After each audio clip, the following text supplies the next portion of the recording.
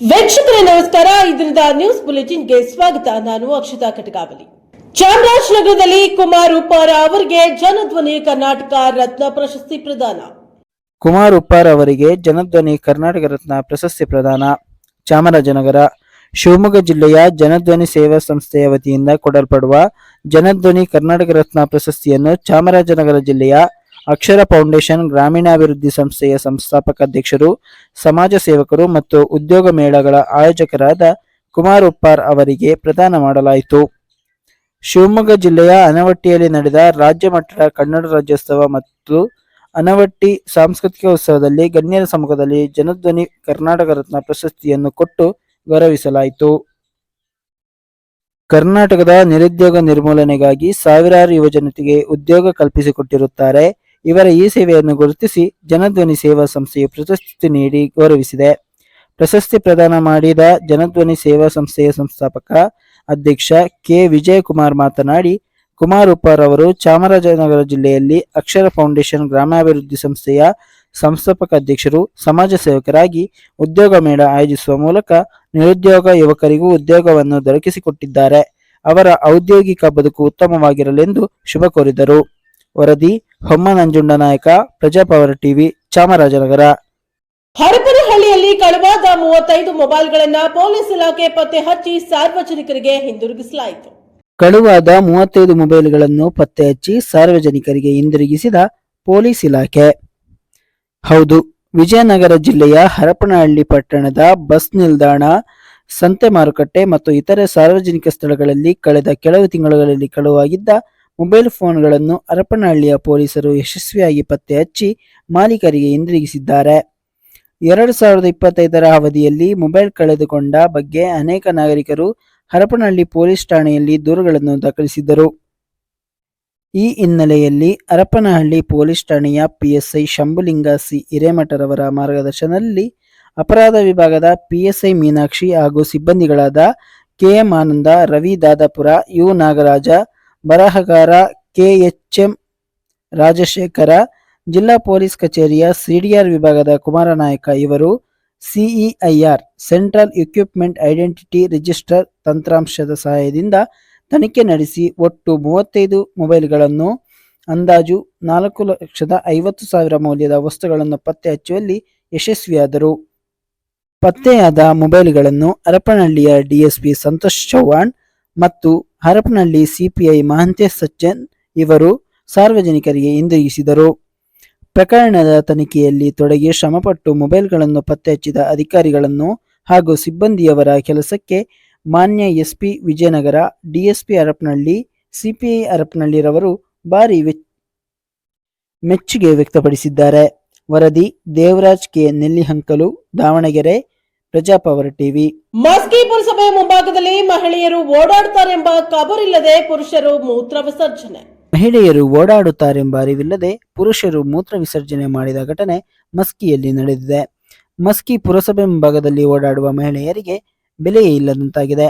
ಹೌದು, ಹೆಣ್ಣು ಸಮಾಜದ ಕಣ್ಣು, ಹೆಣ್ಣಿಗೆ ಗೌರವ ನೀಡುವುದನ್ನು ಕಲಿಯಬೇಕು ಎಂದು ನಾವು ಸಭೆ ಸಮಾರಂಭಗಳಲ್ಲಿ ಮಾತ್ರ ಹೇಳುತ್ತೇವೆ. ಅದನ್ನು ಪಾಲಿಸುವಲ್ಲಿ ಹಿಂದೆ ಬಿದ್ದಿದ್ದೇವೆ ಎನ್ನುವುದಕ್ಕೆ ಮಸ್ಕಿ ಪಟ್ಟಣದ ಮುಖ್ಯ ರಸ್ತೆಯಲ್ಲಿರುವ ಮೂತ್ರಾಲಯವೇ ಸಾಕ್ಷಿಯಾಗಿದೆ. ಮಸ್ಕಿ ಪಟ್ಟಣದ ಮುಖ್ಯ ರಸ್ತೆಯ ಪುರಸಭೆ ಹತ್ತಿರ ಪುರುಷರು ಮೂತ್ರ ಮಾಡಲು ಅನುಕೂಲಕ್ಕಾಗಿ ಬಯಲು ಶೌಚಾಲಯ ನಿರ್ಮಿಸಿದ್ದಾರೆ. ಅದು ರಸ್ತೆಗೆ ಹೊಂದಿಕೊಂಡಿದ್ದರಿಂದ ಈ ರಸ್ತೆಗೆ ಅವಲಂಬಿಸಿ ತಿರುಗಾಡುವ ಹೆಣ್ಣು ಮಕ್ಕಳಿಗೆ ದುರ್ವಾಸನೆಯ ಜೊತೆಗೆ ಅಸಹ್ಯ ದೃಶ್ಯಗಳನ್ನು ನೋಡುವಂತಾಗಿದೆ.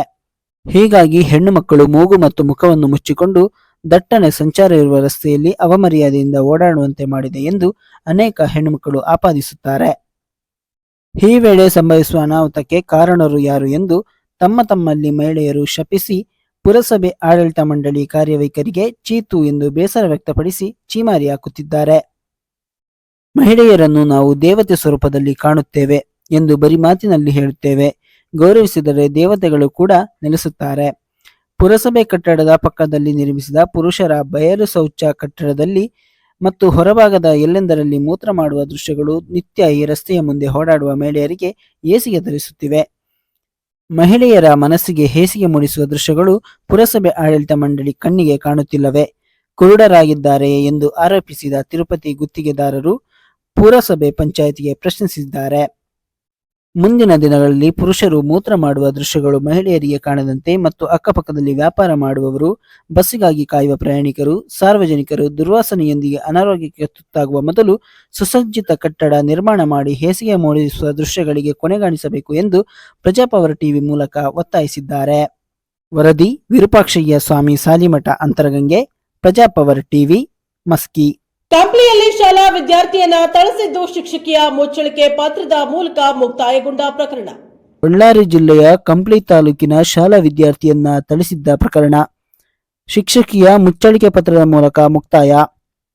ಪಟ್ಟಣದ ಖಾಸಗಿ ಶಾರದಾ ಶಾಲೆಯ ಆವರಣದಲ್ಲಿರುವ ಎಸ್ಎಂ ರುದ್ರಮ್ಮ ಆಂಗ್ಲ ಮಾಧ್ಯಮ ಶಾಲೆಯ 3ನೇ ತರಗತಿ ವಿದ್ಯಾರ್ಥಿ ಅಹಮದ್ ಅತೀಕ್ಗೆ ಬಾಸಂಡೆ ಬರುವಂತೆ ಹೊಡೆದಿದ್ದ ಶಿಕ್ಷಕಿಯಿಂದ ತಪ್ಪೊಪ್ಪಿಗೆಯ ಮುಚ್ಚಳಿಕೆ ಪತ್ರ ಬರೆದುಕೊಟ್ಟಿರುತ್ತಾರೆ ಎಂದು ಕಂಪ್ಲಿ ಶಾ ಮಿಯಾಚಂದ್ ಸರ್ಕಾರಿ ಪ್ರೌಢಶಾಲೆ ಉಪಪ್ರಾಚಾರ್ಯೆ ಸುಜಾತ ಗುರುವಾರ ತಿಳಿಸಿದರು.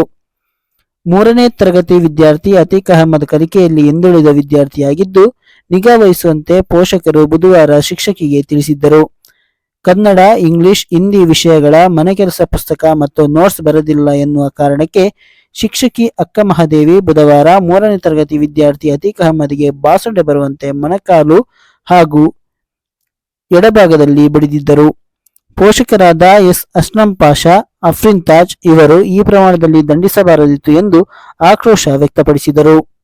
ಗುರುವಾರ ಶಾಲೆಯಲ್ಲಿ ನಡೆದ ವಿಚಾರಣೆ ವೇಳೆಯಲ್ಲಿ ಯಾವುದೇ ವೈಯಕ್ತಿಕ ದ್ವೇಷ ಇಲ್ಲದೆ ಆಕಸ್ಮಿಕವಾಗಿ ಅಚಾನಕ್ಕಾಗಿ ಹೊಡೆದಿದ್ದೇನೆಂದು ತಪ್ಪೊಪ್ಪಿಕೊಂಡರು ಮತ್ತು ಇನ್ನು ಮುಂದೆ ಮರುಕಳಿಸದಂತೆ ಎಚ್ಚರಿಕೆ ವಹಿಸುವುದಾಗಿ ಶಿಕ್ಷಕಿ ಅಕ್ಕ ಮಹಾದೇವಿಯು ಮುಚ್ಚಳಿಕೆ ಪತ್ರ ಬರೆದುಕೊಟ್ಟಿರುತ್ತಾರೆ. ಈ ವರದಿಯನ್ನು ಕುರುಗೋಡು ಕ್ಷೇತ್ರ ಶಿಕ್ಷಣಾಧಿಕಾರಿಗಳಾದ ಟಿಎಂ ಸಿದ್ದಲಿಂಗಮೂರ್ತಿ ಅವರಿಗೆ ಸಲ್ಲಿಸುವುದಾಗಿ ಸುಜಾತ ತಿಳಿಸಿದರು. ಈ ವಿಚಾರಣೆಯಲ್ಲಿ ಕಂಪ್ಲಿ ಶಿಕ್ಷಣ ಇಲಾಖೆಯ ಇಸಿಒ ಎಂ ರೇವಣ್ಣ ಉಪಸ್ಥಿತರಿದ್ದರು. ವರದಿ ಸಚ್ಚಿದಾನಂದ ಹಿರೇಮಠ್, ಪ್ರಜಾಪವರ್ ಟಿವಿ, ಕಂಪ್ಲಿ.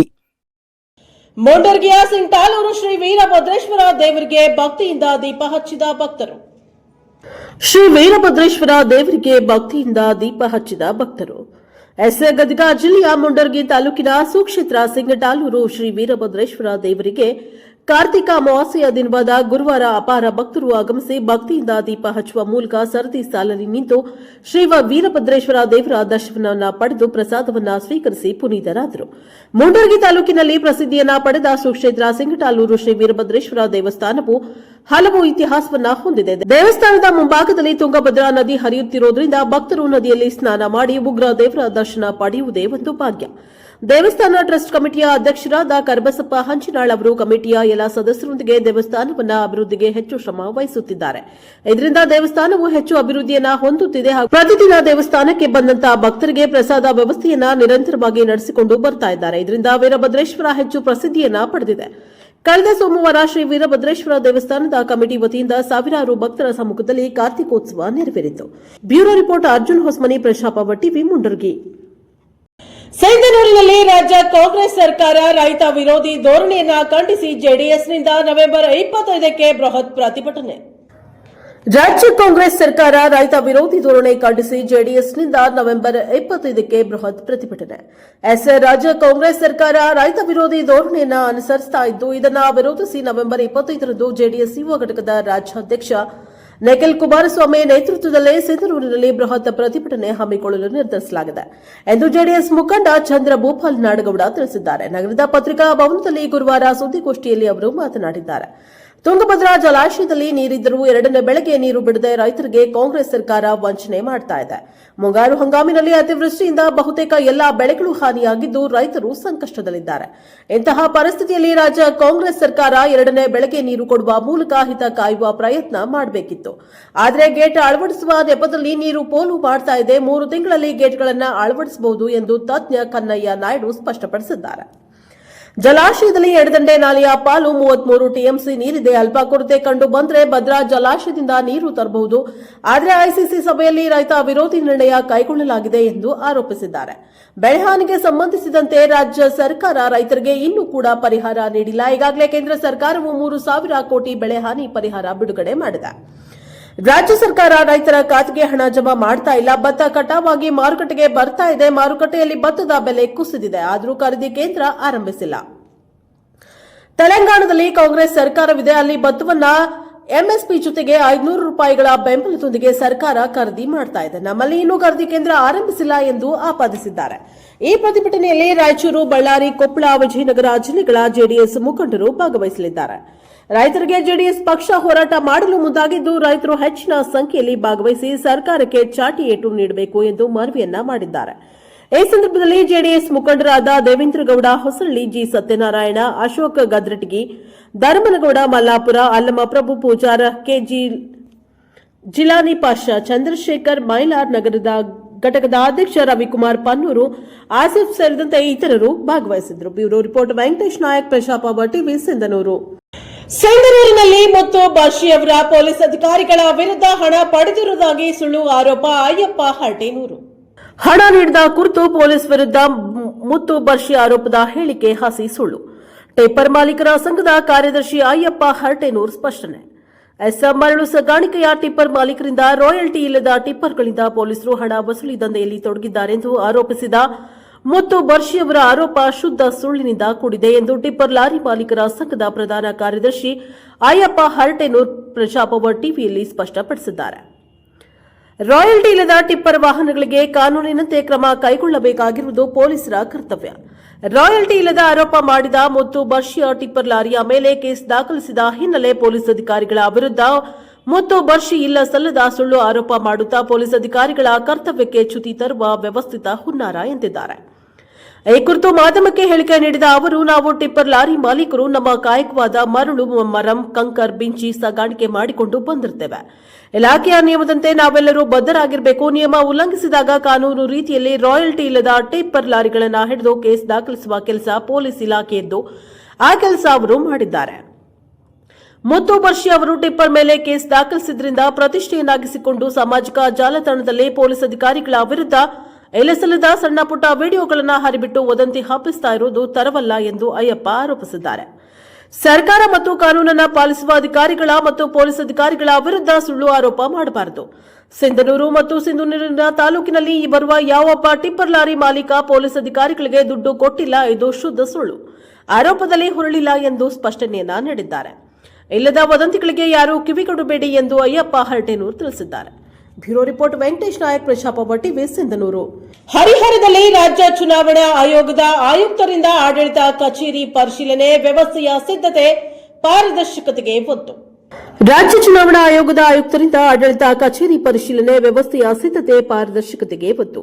ದಾವಣಗೆರೆ ಜಿಲ್ಲೆ ಹರಿಹರ ತಾಲೂಕಿನಲ್ಲಿ ಮುಂಬರುವ ಚುನಾವಣೆಯನ್ನು ಗಮನದಲ್ಲಿಟ್ಟುಕೊಂಡು ರಾಜ್ಯ ಚುನಾವಣಾ ಆಯೋಗದ ಆಯುಕ್ತ ಜಿಎಸ್ ಸಂಗ್ರೇಶಿರವರು ಇಂದು ಹರಿಹರ ತಾಲೂಕು ಆಡಳಿತ ಕಚೇರಿಗೆ ಆಕಸ್ಮಿಕವಾಗಿ ಪರಿಶೀಲನಾ ಭೇಟಿಯನ್ನ ನಡೆಸಿದ್ದಾರೆ.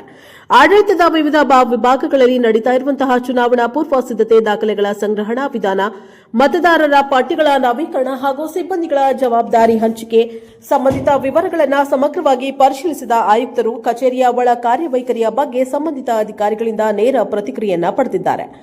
ಪರಿಶೀಲನೆಯ ನಂತರ ಮಾಧ್ಯಮದ ಮಿತ್ರರ ಜೊತೆ ಮಾತನಾಡಿದ ಸಂಗ್ರೇಶಿರವರು, ಚುನಾವಣೆಯ ಪಾರದರ್ಶಕತೆ ಕೇವಲ ಕಾನೂನು ಅನ್ವಯ ಮಾತ್ರವಲ್ಲ, ಆಡಳಿತದ ತಳಮಟ್ಟದ ಸಿಬ್ಬಂದಿ ನಿರ್ವಹಣೆ, ದಾಖಲೆ ಸಂರಕ್ಷಣೆ, ಮತ ಚಲಾವಣೆ ದಿನದ ವ್ಯವಸ್ಥೆಗಳು ಆಲ್ ಕಂಬೈನ್ಡ್ ನಿರ್ಣಾಯಕ ಪಾತ್ರವನ್ನು ವಹಿಸುತ್ತವೆ.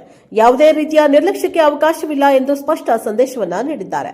ಅವರು ಚುನಾವಣಾ ಆಡಳಿತದಲ್ಲಿ ಕಾಣಿಸಿಕೊಳ್ಳುವ ಸಾಮಾನ್ಯ ದೋಷಗಳನ್ನು ತಿದ್ದುವ ಕುರಿತು ಸೂಚನೆ ನೀಡುವುದರ ಜೊತೆಗೆ ತಾಲೂಕು ಮಟ್ಟದ ತಂಡಗಳು ಹೆಚ್ಚಿನ ಜವಾಬ್ದಾರಿಯೊಂದಿಗೆ ಕಾರ್ಯನಿರ್ವಹಿಸಬೇಕು ಎಂದು ಅಧಿಕಾರಿಗಳಿಗೆ ಸೂಚನೆಯನ್ನ ನೀಡಿದ್ದಾರೆ.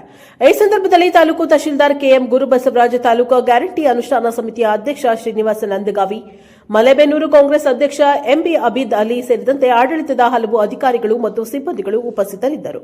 Bureau report Devaraj K Nellihanklu, Prajaprabha TV, Davanagere. ಇದಾಗಿತ್ತು ಈ ದಿನದ ನ್ಯೂಸ್ ಬುಲೆಟಿನ್. ನಿರಂತರ ಸುದ್ದಿಗಾಗಿ ನೋಡ್ತಾ ಇರಿ ಪ್ರಜಾಪ್ರಭ, ಇದು ಜನಹಿತಕ್ಕಾಗಿ ಜಾರಿ.